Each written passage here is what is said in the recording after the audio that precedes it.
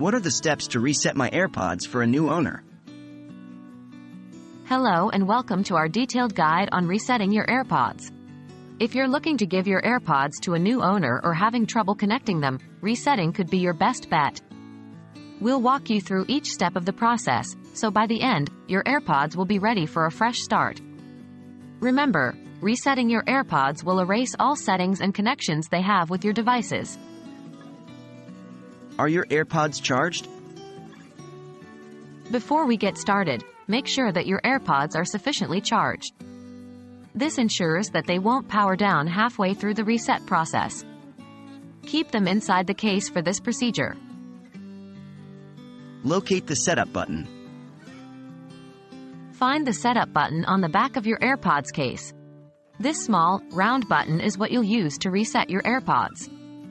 The location might slightly vary depending on the model, but it's typically on the lower half of the case. Hold the button. With the AirPods still in the case, close the lid.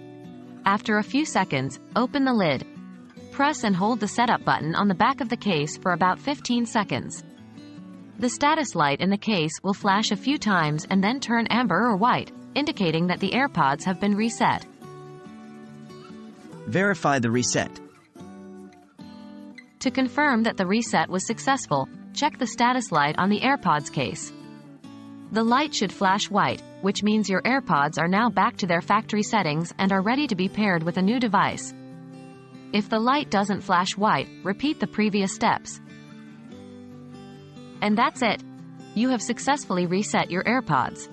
They're now ready to be used by a new owner, or you can reconnect them to your devices as if they were brand new.